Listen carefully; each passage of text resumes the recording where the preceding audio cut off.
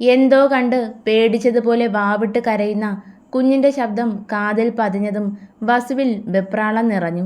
ഹർഷനെയും മറികടന്ന് അവന്റെ കാലുകൾ വേഗത്തിൽ ഔട്ട്ഹൗസിലേക്ക് ചലിച്ചു. ഓടിപ്പോയി ഔട്ട്ഹൗസിന്റെ വാതിലിൽ അവൻ തള്ളി നോക്കി. ഇന്നലെ രാത്രി അവിടെ നിന്ന് ഇറങ്ങുമ്പോൾ അവർ ചേർത്ത് അടച്ചിരുന്നത് പോലെ തന്നെ കിടക്കുവാണ് ഇപ്പോഴും ഡോറ്. അവൻ അകത്തേക്ക് ഓടി. അവന് പുറകെയായി ഹർഷനും. ബസുവിന്റെ ഓട്ടം ചെന്ന് നിന്നത് ഇന്നലെ അവരെ കിടത്തിയ മുറിക്കുള്ളിലാണ്. ഋതികയെ അടിക്കുകയും പിച്ചുകയും മാന്തുകയൊക്കെ ചെയ്തുകൊണ്ട് അവൾക്ക് അടുത്തിരുന്ന് ഉച്ചത്തിൽ കരയുന്ന ശിവൂട്ടനെയാണ് കണ്ടത്. പക്ഷെ ഇതൊന്നും അറിയാതെ ഉറങ്ങും പോലെ കിടക്കുവാണ് ഋതിക. ബസു വേഗം പോയി അവൾക്ക് അരികിൽ നിന്നും കുഞ്ഞിനെ വാരിയെടുത്ത് നെഞ്ചോട് ചേർത്തു. കരഞ്ഞ് കരഞ്ഞ് ശ്വാസമെടുക്കാൻ ബുദ്ധിമുട്ടുന്നുണ്ടായിരുന്നു ശിവൂട്ടൻ. ടീച്ചറെ, ഹർഷൻ ഋതികയ്ക്ക് അടുത്തേക്ക് ചെന്ന് അവളുടെ കയ്യിൽ തട്ടി വിളിച്ചു. പക്ഷേ അവളിൽ നിന്ന് യാതൊരു പ്രതികരണവും ഉണ്ടായിരുന്നില്ല. ഒപ്പം അവളുടെ ശരീരത്തിലെ പൊള്ളുന്ന ചൂട് ഹർഷന്റെ കയ്യിലേക്ക് പടർന്നു. ഈ സമയം അത്രയും കുഞ്ഞിനെ ആശ്വസിപ്പിക്കുന്ന തിരക്കിലായിരുന്നു വസു. ഏട്ടാ, ടീച്ചർക്ക് നല്ല പനിയുണ്ട്. അവളുടെ കയ്യിലും നെറ്റിയിലും തൊട്ടു നോക്കിക്കൊണ്ട് ഹർഷൻ വല്ലായ്മയോടെ പറഞ്ഞു. വസു ഋതികയെ സൂക്ഷിച്ചു നോക്കി. അവൾ നന്നായി വിറയ്ക്കുന്നുണ്ട്. വസു കുഞ്ഞിനെ മുറുകെ പിടിച്ച് കൈ എത്തിച്ച് അവളുടെ മേലേക്ക് പുതപ്പ് വലിച്ചിട്ടു. അമ്മയെ വിളിക്ക് ഹർഷ. വസു പറഞ്ഞതും ഹർഷൻ തലയാട്ടി പുറത്തേക്ക് ഇറങ്ങിപ്പോയി. ഹർഷൻ പോയെന്ന് മനസ്സിലായതും കുഞ്ഞിനെ ബെഡിലേക്ക് ഇരുത്തി. വസു നിലത്തായി മുട്ടുകുത്തിയിരുന്നു. സൈഡിലേക്ക് ചെരിഞ്ഞു കിടക്കുന്ന ഋതികയുടെ മുഖത്തിനു നേരെ അവൻ തൻ്റെ മുഖം അടുപ്പിച്ചു. ഋതു, അവളുടെ കാതോരം അവൻ മെല്ലെ വിളിച്ചു. ആ അപ്പാ. അവളുടെ ചുണ്ടുകൾക്കിടയിൽ നിന്നും ചുടുശ്വാസത്തോടെ അപ്പോഴും പുറത്തേക്ക് വന്നത് ആ പേരായിരുന്നു. ഞാൻ നിന്റെ അപ്പയല്ല ഋതു. ഒരു കാലത്ത് നിന്നെ അകമഴിഞ്ഞ് പ്രണയിച്ചിരുന്ന ഒരു വിഡ്ഢിയാണ്. അത് പറയുമ്പോൾ വസുവിൻ്റെ കണ്ണുകൾ ഒരു വേള നിറഞ്ഞു. വേദ്. അവൻ്റെ ശബ്ദവും ചങ്കിൽ തറച്ച് കയറുന്ന വാക്കുകളും ആ തളർച്ചയ്ക്കിടയിലും അവൾ തിരിച്ചറിഞ്ഞു. കണ്ണുകൾ ആയാസപ്പെട്ട് തുറക്കാൻ ശ്രമിച്ചുകൊണ്ട് ഋതിക അവനെ വിളിച്ചു. ആ പേര് നിനക്കപ്പോൾ ഓർമ്മയുണ്ട് അല്ലേ ഋതു? ഞാനാണ് നിന്റെ വേദെന്ന് മനസ്സിലാക്കിയപ്പോഴെങ്കിലും എന്നോടൊന്ന് സംസാരിക്കണമെന്ന് തോന്നിയില്ലേ നിനക്ക്? വസുവിൻ്റെ ശബ്ദം വല്ലാതെ ഇടറി. അവൻ്റെ കണ്ണുകൾ അവളുടെ മുഖമാകെ ഓടി നടന്നു. പക്ഷേ അവളിൽ നിന്ന് വസുവിന് തൻ്റെ ചോദ്യത്തിനുള്ള മറുപടി ലഭിച്ചില്ല. പറയ് ഋതു, എൻ്റെ മുഖം ഒരു നോക്ക് കാണാൻ ആഗ്രഹിച്ചിരുന്ന നീ ഞാൻ തൊട്ടടുത്തുണ്ടെന്നറിഞ്ഞിട്ടും എന്നെ അവഗണിച്ചതെന്തിനാ? കഴിഞ്ഞ 3 വർഷക്കാലം നീ എവിടെയായിരുന്നു? ശിവൂട്ടൻ, ഇവൾ ആരുടെ കുഞ്ഞാണ്? അറിയില്ല. അവളുടെ നാവിൽ നിന്നും അത് തന്നെ വീണ്ടും പുറത്തേക്ക് വന്നു. ഹേയ്, നിർത്ത് നിന്റെ നാടകം. നിനക്കറിയില്ലെങ്കിൽ പിന്നെ ആർക്കാണ് അറിയുക ഈ കുഞ്ഞിൻ്റെ അച്ഛൻ ആരാണെന്ന്? നിലത്തു നിന്നും ചാടി എഴുന്നേറ്റുകൊണ്ട് വസു അലറി. ഏട്ടാ. ഹർഷന്റെ ഉച്ചത്തിലുള്ള വിളിയാണ് വസുവിനെ സ്വബോധത്തിലേക്ക് കൊണ്ടുവന്നത്. എന്താ ഏട്ടാ ഇത്? വല്യമ്മ വരുന്നുണ്ട്, ഇങ്ങനെ ഒച്ച വയ്ക്കാതെ. ഹർഷൻ വസുവിനെ പറഞ്ഞ് മനസ്സിലാക്കി. അപ്പോൾ തന്നെ ദേവിക അവിടേക്ക് വന്നു. അവർ ഋതികയ്ക്ക് അടുത്തിരുന്നു. അവളുടെ നെറ്റിയിലും പുറത്തുമെല്ലാം തൊട്ടു നോക്കി. നല്ല ചൂടുണ്ടെന്ന് തോന്നിയപ്പോൾ കുറച്ച് വെള്ളമെടുത്ത് അതിൽ വെള്ള തുണി മുക്കി അവളുടെ നെറ്റിയിൽ ഇട്ടുകൊടുത്തു. നല്ല പനിയുണ്ട്. ജയന്തിയോട് പറഞ്ഞ് കഷായം ഉണ്ടാക്കി കൊടുപ്പിക്കാം. പനിയൊക്കെ പമ്പ കടക്കും. നിങ്ങൾ തറവാട്ടിലേക്ക് പോന്നോളൂ. അവരോട് പറഞ്ഞ് ദേവിക പുറത്തേക്ക് ഇറങ്ങി. വസു, പോരുമ്പോൾ കുഞ്ഞിനെ എടുത്തോളൂ, പനി പകരണ്ട. ദേവിക പറഞ്ഞത് കേട്ടിട്ടും മടിച്ചു നിൽക്കുന്ന വസുവിനെ കണ്ട് ഹർഷൻ അവൻ്റെ കൈകളിൽ പിടിമുറുക്കി. ഋതികയെ ഒരിക്കൽ കൂടി നോക്കിയ ശേഷം അവൻ ശിവൂട്ടനെയും എടുത്തുകൊണ്ട് ഹർഷന് പുറകെ നടന്നു. അവിടെ നിന്നും പോകുമ്പോഴും അവൻ്റെ മനസ്സിൽ ഉത്തരം കിട്ടാത്ത പല ചോദ്യങ്ങളും അലയടിക്കുന്നുണ്ടായിരുന്നു. എല്ലാത്തിനുമുള്ള ഉത്തരം ബെഡിൽ തളർന്നു കിടക്കുന്നവളാണെന്ന് ഉറപ്പിച്ചു. വേദ്, ഈ അടുത്ത കാലത്തെങ്ങാനും എനിക്ക് നിന്നെ കാണാൻ കഴിയോ? ഒരു ഫോട്ടോ പോലും തരില്ല. കാണാൻ വരാം എന്ന് പറയുന്നതല്ലാതെ ഒരിക്കലും നീ വരില്ല. അപ്പയോട് ചോദിച്ചാൽ ഒരു ചിരി മാത്രം മറുപടി. നിങ്ങളുടെ ഒത്തുകളി എനിക്ക് മനസ്സിലാകുന്നുണ്ട്. മനഃപൂർവ്വം എന്നെ കാണാൻ വരാത്തതാ നീ. ഞാനൊരു ജേർണലിസ്റ്റാണെന്ന കാര്യം മറക്കണ്ട രണ്ടാളും. എവിടെ തപ്പിയിട്ടായാലും നിന്നെ കണ്ടുപിടിക്കാൻ എനിക്ക് കഴിയും. പിന്നെ വേണ്ടെന്ന് വെച്ചിട്ടാ ചെയ്യാത്തത്. നിനക്ക് എന്നെ കാണാൻ താല്പര്യമില്ലല്ലോ. പിന്നെ ഞാൻ മാത്രം എന്തിനാ ഇത്ര കഷ്ടപ്പെടുന്നത്? എനിക്കും കാണണ്ട നിന്നെ. ഫോണിൻ്റെ മറുപുറത്തു നിന്നും വരുന്ന പരിഭവം നിറഞ്ഞ ശബ്ദം വസു ആവോളം ആസ്വദിച്ചു. എൻ്റെ പെണ്ണെ, നീ ഇങ്ങനെ ചൂടാവാതെ.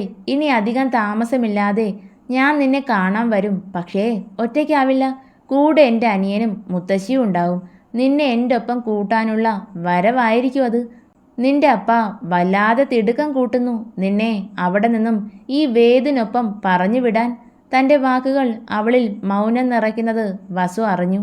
ഋതു, ബസു സംശയത്തോടെ അവളെ വിളിച്ചു. വേദ്, സത്യാണോ നീ പറഞ്ഞത്? എന്നെ കാണാൻ നീ വരുമോ? എത്ര നാളായി ഞാൻ കാത്തിരിക്കുന്നു ആ മുഖമൊന്ന് കാണാൻ. നീ പറയും പോലെ ദൈവം നിശ്ചയിച്ചിട്ടുണ്ടാവും നമ്മുടെ കൂടിക്കാഴ്ച എങ്ങനെ വേണമെന്ന്. അപ്പോൾ കണ്ടാൽ മതി എനിക്ക് നിന്നെ. ഒരുപാട് അവസരങ്ങൾ ഉണ്ടായിട്ടും നീയും എന്നെ കാണാൻ ശ്രമിച്ചില്ലല്ലോ. ഋതികയുടെ ശബ്ദം പതിഞ്ഞു പോയിരുന്നു. ഉടനെ വരും ഋതു. ഞാൻ നാട്ടിലേക്കൊന്ന് പോവുകയാണ്. എനിക്ക് ട്രാൻസ്ഫറായി.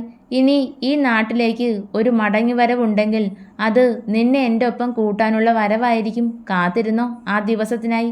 വസുവിൻ്റെ മുറിയിൽ നിലുവിൻ്റെ മകൻ ദക്ഷിണൊപ്പം കളിക്കുവാണ് ശിവൂട്ടൻ. അവർക്കൊപ്പം വസു ഉണ്ട്. കുട്ടികളുടെ കൂടെ ഇരിക്കുന്നുണ്ടെങ്കിലും വസുവിൻ്റെ മനസ്സ് മറ്റെവിടെയോ ആയിരുന്നു. വർഷങ്ങൾക്ക് മുൻപ് താൻ ദിവസവും പ്രതീക്ഷയോടെ കാത്തിരുന്ന ആ ഫോൺ കോളുകളെപ്പറ്റി അവൻ ഒരു നിമിഷം ഓർത്തു. ഫോണിലൂടെ വരുന്ന മധുരമായ ശബ്ദവും കുറുമ്പോടെയുള്ള സംസാരവും തൻ്റെ കാതിൽ അലയടിക്കും പോലെ തോന്നിപ്പോയി വസുവിന്. അവസാനമായി താൻ അവളോട് സംസാരിച്ച കാര്യങ്ങൾ ഓർമ്മയിലേക്ക് വന്നതും വസു കണ്ണുകൾ മുറുകെ അടച്ചു പിടിച്ചു. അവൻ്റെ കൺതടങ്ങളിൽ നിന്നും കണ്ണുനീർ ഒഴുകിയിറങ്ങി. എന്തൊക്കെയോ ഓർത്ത് സ്വപ്നലോകത്തെന്ന പോലെ ഇരിക്കുന്ന വസുവിനെ കണ്ടുകൊണ്ടാണ് ഹർഷൻ മുറിയിലേക്ക് കയറി വരുന്നത്. ഏട്ടാ, ഹർഷന്റെ വിളിയിൽ വസു ഞെട്ടി ഉണർന്നു. എന്താ ഏട്ടാ, എന്താ മുഖം വല്ലാതെ? വസുവിൻ്റെ വല്ലായ്മ നിറഞ്ഞ മുഖം കണ്ട് ഹർഷൻ അവനടുത്തേക്ക് ഇരുന്നു കൊണ്ട് ചോദിച്ചു. നീ ഇവിടെ കുഞ്ഞുങ്ങളുടെ കൂടെ കുറച്ച് സമയം ഇരിക്ക്, ഞാനിപ്പോൾ വരാം. ഹർഷന്റെ ചോദ്യത്തിന് വസുവിൻ്റെ മറുപടി ഇതായിരുന്നു. മറിച്ചൊന്നും പറയാതെ അവൻ തലകുലുക്കിയതും വസു മുറി വിട്ട് പുറത്തേക്ക് ഇറങ്ങി. അവൻ്റെ കാലുകൾ ചെന്ന് നിന്നത് ഔട്ട് ഹൗസിലെ ഋതികയുടെ മുറിയിലാണ്. ജയന്തി കൊടുത്ത കഷായം കുടിച്ച് മയങ്ങുമായിരുന്നു അവൾ ആ സമയം.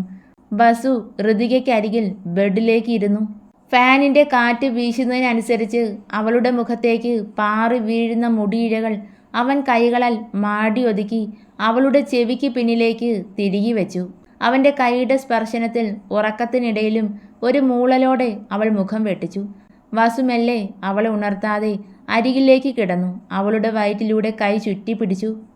അവൻ്റെ ചേർത്ത് പിടിക്കലിൽ ഒന്ന് കുറുകിക്കൊണ്ട് ഋതിക കൈക്കുള്ളിൽ ഒതുങ്ങിക്കിടന്നു. ഋതു കാതിൽ പതിഞ്ഞ ചുടുനിശ്വാസത്തിൽ പൊള്ളിപ്പിടഞ്ഞതും ഋതിക തൻ്റെ കണ്ണുകൾ വലിച്ചു തുറന്നു.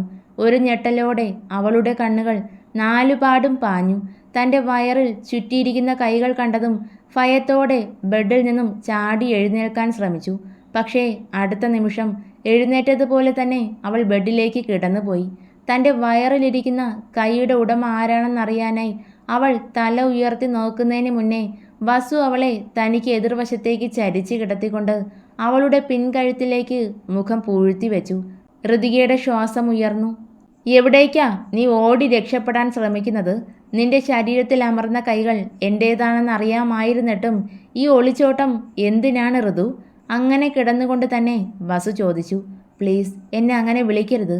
ഞാൻ ഋതുവല്ല, ഋതികയാണ്. ആരോരുമില്ലാത്ത അനാഥ പെണ്ണ്. അച്ഛനില്ലാത്ത കുഞ്ഞുമായി ജീവിക്കാൻ പാടുപെടുന്ന ഒരു സാധാരണക്കാരി. ദയവ് ചെയ്ത് എന്നെ ജീവിക്കാൻ അനുവദിക്കണം. വസുവിൻ്റെ ചോദ്യത്തിന് യാചന പോലെ ഋതിക മറുപടി പറഞ്ഞു. ഞാൻ ചോദിച്ചതിനുള്ള മറുപടിയല്ല നീ ഇപ്പോൾ എന്നോട് പറഞ്ഞത്. എനിക്കറിയേണ്ടത് ഒന്ന് മാത്രമാണ്. എന്തിനാണ് എന്നിൽ നിന്നുമുള്ള ഈ ഒളിച്ചോട്ടം? അവളുടെ കഴുത്തിൽ നിന്നും മുഖമുയർത്താതെ തന്നെ അവൻ ചോദ്യം ആവർത്തിച്ചു. വേദിൻ്റെ ഋതു ഇന്ന് ജീവിച്ചിരിപ്പില്ല. ഇപ്പോഴുള്ളത് വെറും ഋതിക മാത്രമാണ്. ആരോ പിഴപ്പിച്ച ഋതിക. അവളുടെ മറുപടിക്ക് വസുവിൻ്റെ ഭാഗത്തു നിന്നും പ്രതികരണമുണ്ടായിരുന്നില്ല. പക്ഷേ തൻ്റെ പിൻകഴുത്തിൽ വീണ് ചിതറുന്ന ചുടു കണ്ണുനീർ അവൾ അറിയുന്നുണ്ട്. ദേവമംഗലം തറവാട്ടിലെ തമ്പുരാൻകുട്ടിക്ക് ചേരുന്ന പെണ്ണല്ല ഇന്ന് ഞാൻ. നിന്റെ ഋതു പിഴച്ചു പോയി വേദ്. നിനക്ക് തരാൻ ശുദ്ധമായൊരു ശരീരം പോലും ഇല്ല ഇന്നെൻ്റെ പക്കൽ. വേദിനെ കാണാൻ ആഗ്രഹിച്ചിരുന്ന ഋതു ഇന്നില്ല. നിന്റെ സ്നേഹം കൊതിച്ചിരുന്ന, ലാളനകൾ കൊതിച്ചിരുന്ന ഋതു അല്ല ഇന്ന് ഞാൻ. ഋതികയുടെ കണ്ണുകൾ നിറഞ്ഞൊഴുകി. ഞാൻ ആ നാട്ടിൽ നിന്നും പോന്നതിന് ശേഷം അവിടെ സംഭവിച്ചതെല്ലാം നാളെ എനിക്കറിയണം. പറയാൻ ഒരുങ്ങിയിരുന്നോ നീ? ഞാൻ ചോദിക്കുന്ന ഓരോ ചോദ്യത്തിനും എനിക്ക് ഉത്തരം കിട്ടിയേ മതിയാകൂ ഋതു. അത് കഴിഞ്ഞ് ഞാൻ തീരുമാനിക്കും വേദിൻ്റെ ഋതു ജീവനോടുണ്ടോ ഇല്ലയോ എന്ന്. അത്രയും പറഞ്ഞ് ബസു അവളിൽ നിന്നും വിട്ടുമാറി എഴുന്നേറ്റു. ഞാൻ അറിയുന്ന വേദ് ഇങ്ങനെ ആയിരുന്നില്ല, ഒരുപാട് മാറിപ്പോയതുപോലെ. മുത്തശ്ശിയുടെ ചെല്ലക്കുട്ടിയായിരുന്ന വസുദേവ് ഇപ്പോൾ അവരെ ശത്രുവിനെ പോലെ കാണുന്നു. ഇപ്പോഴുള്ള ഈ ശബ്ദത്തിലെ ഗൗരവം പോലും എനിക്ക് അപരിചിതമാണ്. എന്തുകൊണ്ടാ അങ്ങനെ? പോകാനിറങ്ങിയ വസു ഋതികയുടെ ചോദ്യം കേട്ട് ഒരു നിമിഷം നിന്നു. ആദ്യം എൻ്റെ ചോദ്യങ്ങൾക്കുള്ള മറുപടി കിട്ടട്ടെ, എന്നിട്ടാകാം എൻ്റെ ശബ്ദത്തിലെ ഗൗരവത്തിൻ്റെ ഉറവിടം തേടുന്നത്. അത്രയും പറഞ്ഞ് അവളുടെ മറുപടിക്ക് പോലും കാത്തു നിൽക്കാതെ ബസ് പുറത്തേക്ക് പാഞ്ഞു. മുൻവശത്തെ ഡോർ തുറന്നിറങ്ങിയതും ഔട്ട് ഹൗസിന് മുന്നിൽ നിൽക്കുന്ന ആളെ കണ്ട് ഒന്ന് ഞെട്ടി. അവൻ്റെ കാലുകൾ പെട്ടെന്ന് നിശ്ചലമായി.